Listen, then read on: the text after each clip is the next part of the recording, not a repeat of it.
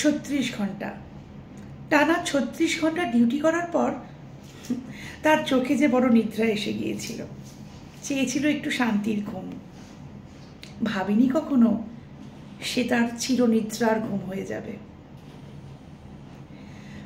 যারা তাদের সারা জীবনের সমস্ত ঘুম বিসর্জন দিয়ে শুধুমাত্র যাতে আমরা চিরনিদ্রায় যেতে না পারি আমাদেরকে বাঁচিয়ে রাখে, আমরা কি দিতে পারলাম তাকে? কিছুই দিতে পারলাম না। দিলাম একরাশ যন্ত্রণা আর মৃত্যু। এই এত কিছুর পরেও সেই ছোটবেলা থেকে স্বপ্ন দেখত সে একজন বড় ডাক্তার হবে। বোধহয় ছোটবেলায় অনেকেরই মনে সুপ্ত একটা বাসনা থাকে যে সে বড় হয়ে একজন বড় ডাক্তার হবে, সে দেশকে অনেক অনেক মুমূর্ষ প্রাণ উপহার হিসাবে দেবে। কিন্তু সে কি কখনো ভেবেছিল তার ডাক্তার জীবনের শুরুতেই তার জীবনটা এত ভয়ঙ্করভাবে শেষ হয়ে যাবে? আজকে এত কিছুর পরেও আমরা সেই মেয়েটাকে কিন্তু দোষ দিচ্ছি। কি দরকার ছিল তো রাত করে যাওয়ার? কি করছিল ওখানে? আর নিজেকে কি মনে করে সর্বশক্তিমান? সত্যি ঈশ্বর যদি আমাদের সেই মাস্কিউলার শক্তিটা দিতেন তাহলে হয়তো আজকে অনেক অনেক পশুও চোখ দিয়ে তাকাতেই ভয় পেত।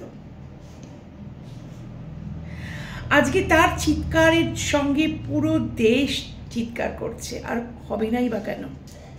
আজ যদি আমরা চিৎকার না করি তাহলে হয়তো কোনোদিনই চিৎকার করতে পারবো না। চিৎকার করার ভাষা আমাদের হারিয়ে যাবে। তাই আজকে তার সঙ্গে গোটা দেশ চিৎকার করবে যতক্ষণ না তার হয়ে সেই জাস্টিস পায়। আর আমরা ততটাই তাকে সান্ত্বনা দিতে পারবো যত তাড়াতাড়ি সেই কুৎসিত কুরুচিকর লোকগুলো তাদের শাস্তি পাবে। আসুন আজকে আমরা নিজের কথা ভাববো না, শুধুমাত্র দেশের ভবিষ্যতের কথা ভাববো। তাদের জন্য আজকে রাতের রাস্তা আমরা মেয়েরাই দখল করি, শুধু একদিনের জন্য নয়, রোজের জন্য।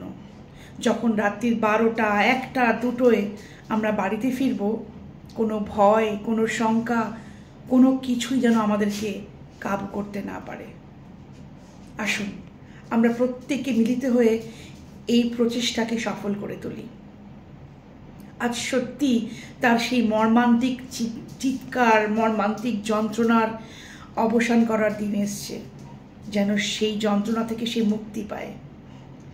আমরা প্রত্যেকেই তো স্বাধীনতা দিবস মানাবো, কিন্তু তার আগে যেটা করতে হবে ব্যক্তি স্বাধীনতায়, যেটা কিনা জাতি নির্বিশেষে মহিলারা দাবি করছেন। রাতের কলকাতা, রাতের ভারতবর্ষ যেন মেয়েদেরও হয়। তাই আসুন সবাই মিলে এক জায়গায় হয়ে বলি, নারী শক্তির আরাধনা করি, যাতে ভবিষ্যতে আমাদের এরকম নারকীয় পিশাচীয় কাণ্ড আর সহ্য করতে না হয়। কাল হোক এক নতুন স্বাধীনতার সূর্যোদয়। ভালো থাকবেন আর আশপাশের প্রত্যেককে ভালো রাখবেন।